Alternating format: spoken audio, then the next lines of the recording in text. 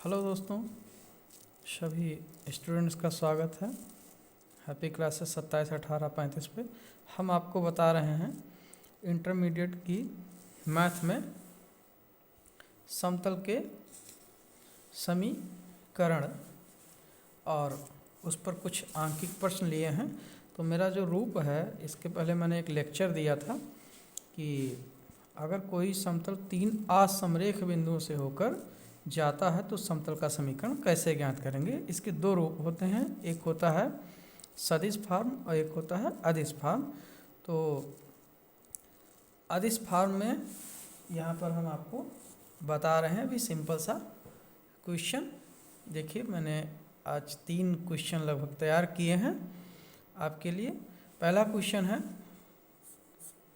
इसके पहले हमने समतल पे लंब रूप और एक बिंदु से होकर जाने वाली और एक सदिश पर लंब समतल का समीकरण पूरा डिटेल दे चुके हैं। 3 3 4 4 5 5 सवाल हैं, डिटेल है, देखिए तो आपको समझ में और ज़्यादा आएगा। और देखते हैं, लिखा है बिंदु 0 -1 0 1 1 1 3 3 0 से होकर जाने वाले समतल का समीकरण ज्ञात कीजिए। अब यहाँ 3 बिंदु दिए गए हैं, तो ऐसे समतल का समीकरण होता है समतल समीकरण। डिटर्मिनेंट लिख दीजिए x minus x1, y minus y1, z minus z1। और सेकंड रो में लिखना है x2 minus x1, y2 minus y1, z2 minus z1। और थर्ड रो में लिखना है x3 minus x1, y3 minus y1, z3 minus z1। और ये हो गया आपका 0। अब इसे हमें सॉल्व करना है। मान रखते हैं यहाँ x एक पैरामीटर है जिसे मैंने रख लिया x1। अब देखिए, यहाँ मैंने सवाल लिखते समय जगह छोड़ लिया था, तो पहले सेट को कहेंगे x1 y1 z1 और दूसरे बिंदु को कहेंगे x2 y2 z2 और तीसरे बिंदु को कहेंगे x3 y3 z3। ये आप मान लेंगे। तो x1 मुझे कितना मिल गया, 0। अब बारी है x2 की, तो हमें मिल गया 1। अब हम मान रख देते हैं x3 की, तो मिल गया 3। माइनस लगा दो और x1 सब में से 0 घटा दो। y माइनस y1, तो y1 यहाँ है, मीन्स ये हो गया -1। अब हमें चाहिए y2, तो y2 करस्पॉन्डिंग मिल गया 1 माइनस -1। y3 चाहिए, ये देखिए मिल गया 3 और y1 घटा दीजिए तो आपको मिल गया -1। नेक्स्ट में z माइनस z1, तो z1 की तलाश करेंगे तो मुझे मिलेगा 0 और z2 की तलाश करिए तो मिल गया 1। z3 की तलाश कर लीजिए, मिल गया 0। माइनस लगा दीजिए और z1 घटा दीजिए 0 0। ये मान रखने का कुछ तरीका है, मान रख लिया। अगला पॉइंट होगा, x में से 0 घटाएंगे x आएगा, 1 में से 0 घटाएंगे 1, 3 माइनस 0 इज 3। यहाँ पर y यह माइनस माइनस हो गया प्लस, तो y प्लस 1 और ये माइनस माइनस हो गया प्लस 2, 3 ये माइनस माइनस हो गया प्लस में, 3 + 1 इज 4 और ये z माइनस 0 इज z 1 और आपको मिल गया 0। इसको हम नेक्स्ट में सॉल्व करेंगे। एक्सपेंड कर दीजिए सीधे से फर्स्ट रो के अगेन, x लिख लीजिए। ये पूरा x का पूरा रो और पूरा कॉलम छूट गया, 2 और 0 का गुणा 0, माइनस अपने घर से लगाएंगे, यही रूल होता है। 4 1 का 4।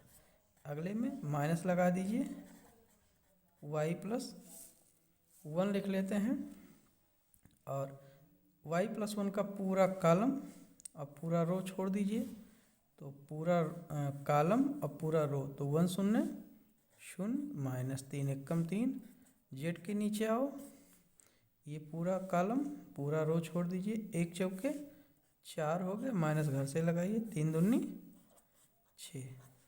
अब नेक्स्ट स्टेप में क्या करना है, x और -4 का गुणा -4x, और ये -3 यहाँ माइनस माइनस +3 और y+1 हो गया, और ये हो गया आपका 4 और z, और ये हो गया इसमें, सॉरी क्या फ़ायदा है, 4 में से 6 निकाल दीजिए, -2, इसको काट देते हैं और हम लिख देते हैं डायरेक्ट -2z = 0। अब आ गया -4x, और आपको मिल गया 3y, और यहाँ 3 1 का 3, -2z = 0, -4x + 3y, -2z पहले लिख लीजिए, और यहाँ +3 बाद में, क्योंकि x निगेटिव आ चुका है तो हम माइनस से मल्टीप्लाई करेंगे, 4x - 3y + 2z -3 = 0। तो ये आपका हो गया आंसर। सिंपल सा आपको डिटर्मिनेंट सॉल्व करना था, बाकी कुछ भी नहीं है, और उम्मीद है डिटर्मिनेंट सॉल्व करना आपको आता होगा। अगर डिटर्मिनेंट सॉल्व करना नहीं आता है तो थोड़ी सी दिक्कत हो जाएगी। नेक्स्ट क्वेश्चन देखते हैं। क्वेश्चन नंबर, इस पार्ट में इसको हम प्रश्न नंबर 2 कह दें। आपके सामने है, लिखा है बिंदु 1 1 0 1 2 1 -2 2 1 से होकर जाने वाले समतल का समीकरण, अर्थात हमें उस समतल का समीकरण ज्ञात करना है जो 3 बिंदुओं से होकर जाता है। तो इसको आप मान लेंगे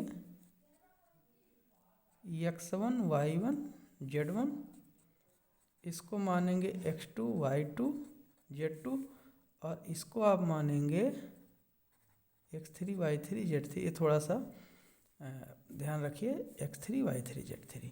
तो समीकरण इसका क्या होगा, डिटर्मिनेंट बनाइए, x - x1 y - y1 z - z1 x2 - x1 y2 - y1 z2 - z1 x3 - x1 y3 - y1 z3 - z1। This imply that x - x1, तो x1 की वैल्यू हो गई 1। अब हम कॉलम में मान रखते हैं। चलो x2 को सर्च करते हैं तो मुझे मिल गया 1, x3 को सर्च करते हैं तो मुझे मिल गया -2, माइनस लगा दो, 1 x1 का मान 1 1 रख दो, y - y1, तो y1 आपका ये मिल गया 1, y2 का मान ये मिल गया 2, और y3 का मान भी मिल गया आपको 2, माइनस लगा दो, और y1 का मान 1 1, z - z1, तो z1 है आपका 0। अब हम z2 की तलाश करते हैं तो हमें मिल गया 1, और z3 की तलाश करते हैं तो -1, माइनस अपने पास से, और z1 की वैल्यू रख दीजिए 0 0। इस तरीके से मान रखना थोड़ा हमें आसान लगता है, आप अपने हिसाब से रख सकते हैं। नेक्स्ट स्टेप में x - x1, ये हो गया आपका 1 - 1 is 0, -2 - 1 is -3। Next y - 1, 2 - 1 is 1, तो 1 हो गया, z - 0 इज हो गया z, 1 - 0 हो गया 1, और ये -1। इसको एक्सपांड कर लीजिए। तो चलो हम एक्सपांड करते हैं, फर्स्ट रो के अगेन ही कर लेते हैं, कोई बहुत बड़ा काम नहीं। x - 1 ऐसे लिखिए, ब्रैकेट लगाइए, इसका पूरा रो और पूरा कॉलम छोड़ दिए, 1 1 का 1 -1, माइनस अपने पास से 1 1 का 1 माइनस वाई माइनस वन। तो ये पूरा छूट गया कॉलम, अब पूरा रो। शून्य का शून्य हो गया शून्य, और 3 एक 3 माइनस, और यहाँ प्लस 3 हो गया। जेड ये पूरा कॉलम पूरा रो, तो आ गया शून्य माइनस अपने पास से 3 एक का 3 ऑलरेडी माइनस है, प्लस 3 इक्वल टू 0। नेक्स्ट देख लेते हैं, ये हो गया -2 तो -2 आगे लिख दो x माइनस 1, और ये आपका 0 + 3 3 हो गया, 3 को आगे लिख दो तो हो गया -3 y माइनस 1, और ये हो गया +3z इक्वल टू 0। अब क्या करना है, ब्रैकेट खोल दो, -2x, और ये हो जाएगा +2 -3y, और ये आपका हो गया 3 एक का 3, और 3z इक्वल टू 0। तो x y z टर्म इकट्ठा करो, -2x -3y 3z, -2x -3y + 3z, और 2 3 हो गया 5 इक्वल टू 0। माइनस से मल्टीप्लाई कर दीजिए, 2x + 3y, और ये -3z और -5 इक्वल टू 0। यही आपका आंसर हो गया। तो ये भी आपका अदिश रूप में ही आंसर आया है। अगर इसके जगह पर सदिश रूप होता तो थोड़ी सी और ज़्यादा मेहनत करनी पड़ती उसको हल करने में। उस पर भी हम आपको क्वेश्चन लेके आएंगे। और एक क्वेश्चन और है इसमें, इसको भी देख लेते हैं। ये लिखा है बिंदु 6 - 1 1 5 1 2 और 1 -5 -4 से होकर जाने वाले समतल का समीकरण ज्ञात करना है। वही फार्मूला मैंने कहा था कि इसको आप कहेंगे x1 y1 z1, और इसको कहेंगे x2 y2 z2, और इसको कहेंगे x3 y3 z3। अब यहाँ पर हल कैसे करेंगे, डिटर्मिनेंट लगाइए, x - x1 y - y1 z - z1, और यहाँ लिख दीजिए x2 - x1 y2 - y1 z2 - z1, x3 - x1 y3 - y1 z3 - z1 और ऑल 0। अब आपको मान रखना है x - x1, तो x1 ये शुरुआत में 6 मिल गया। अब हम कॉलम में ऐसे केस में मान रखते हैं, हमें चाहिए x2 5, और फिर चाहिए थर्ड रो में x3, x3 का मान 1, फिर माइनस लगा दो और 6 लिखते जाओ। मैं ऐसे मान रखता हूँ y - y1, तो y1 मीन्स ये हो गया -1, और y2 का मान हो गया 1, और y3 का मान हो गया -5, माइनस अपने पास से माइनस और माइनस, ये y1 का मान। z - z1, तो z1 हो गया 1, और z2, तो z2 हो गया आपका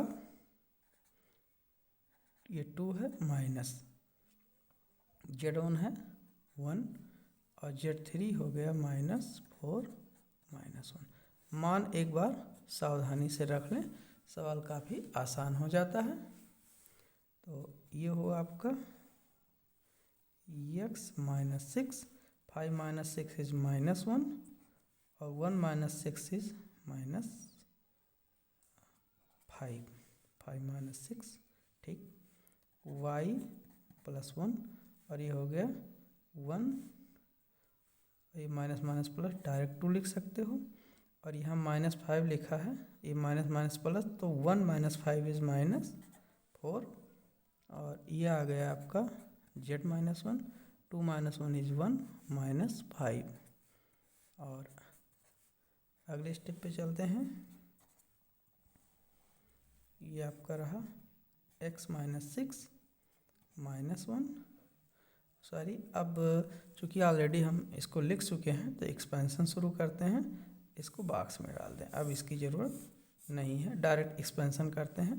फर्स्ट रो के अगेन एक्सपेंशन शुरू करिए, x -6 लिख दीजिए, तो पूरा कॉलम छोटा, पूरा रो छोट गया, 5 दूनी 10, -10, माइनस अपने पास से लगाइए, 4 × 1 = 4, तो ऑलरेडी माइनस है, -4 यानी +4। दूसरा टर्म y +1, और यहाँ ब्रैकेट में कंटिन्यू हम चलो यही प्रयास करते हैं, तो ये पूरा टर्म छूट गया और ये छूट गया, 5 × 1 = 5, माइनस माइनस प्लस, माइनस अपने पास से लगाइए, 5 × 1 = 5, -5, ऑलरेडी माइनस है, +5। अब आ गया आपका z -1,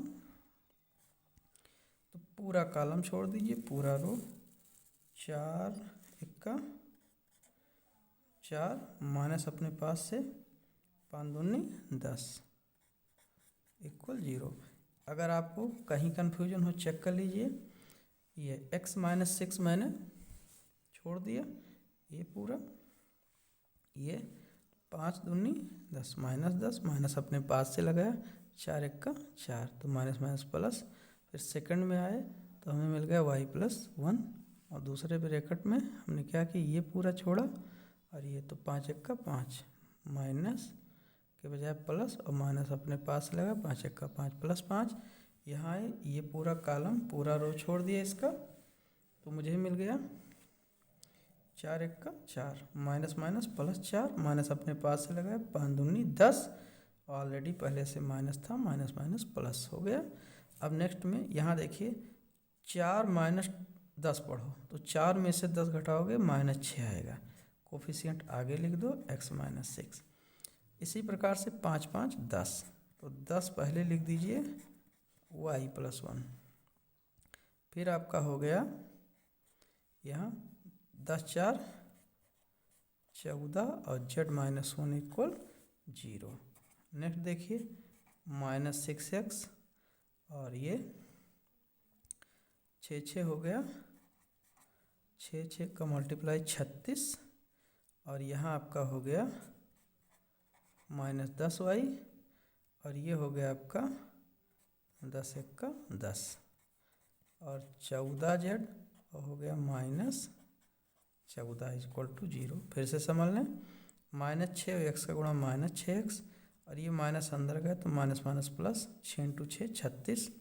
यहाँ देखिए 10y का गुणा -10y, और 10 × 1 = 10 -10, ये हो गया आपका 14z, और ये हो गया 14 × 1 = 14। अब लिख दीजिए -6x -10y और 14z, x y z इकट्ठा कर लिया, तो 36 में से आप 10 घटाइए तो हो गया 26, -14 = 0।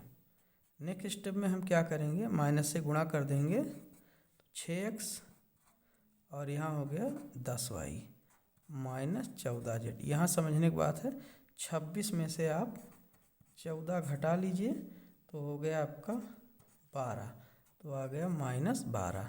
कैसे हुआ, माइनस से गुणा किया प्लस, यहाँ भी प्लस और यहाँ माइनस, लेकिन 26 में से जब हमने 14 घटाया तो आ गया 12 प्लस के साथ, लेकिन माइनस से गुणा किया तो हो गया -12। तो ये आपका आंसर रहा। तो इस तरीके से तीसरा प्रश्न भी आपका कंप्लीट हो गया। और यहाँ एक काम आप चाहें तो और कर सकते हैं, इस सवाल में देख लेते हैं हम, 2 यानी 2 × 3 = 6, 2 × 5 = 10, 2 × 7 = 14, 2 × 6 = 12, तो 2 कॉमन ले लीजिए इसमें, तो आपका हो जाएगा 2 तिया 6, 3x, 2 पंचे 10 और 2 सत्ते 14 और 2 छक्के 12। तो 2 से हम क्या कर रहेंगे, भाग भी दे देंगे और इस तरीके से एक आंसर आपका ये भी हो जाएगा। तो उम्मीद है कि क्वेश्चंस आपको समझ में आ रहे होंगे। अभी हम इसमें क्लास 12 की जो मैथमेटिक्स है उसमें 3 डायमेंशन ज्योमेट्री आपको पढ़ा रहे हैं। आप अगर इस फोल्डर में मेरे यूट्यूब चैनल पे जाएंगे तो इसका मैंने पूरा फोल्डर बना रखा है और उसमें आप देखिए पूरा A to Z स्टार्टिंग से हमने 3 डायमेंशन पढ़ाया है और आगे भी इसी को हम कंटिन्यू करेंगे। और एक अगर आपने अभी तक चैनल सब्सक्राइब नहीं किया है तो सब्सक्राइब ज़रूर करें ताकि हमारे वीडियो आप तक पहुंचते रहें। Thank you.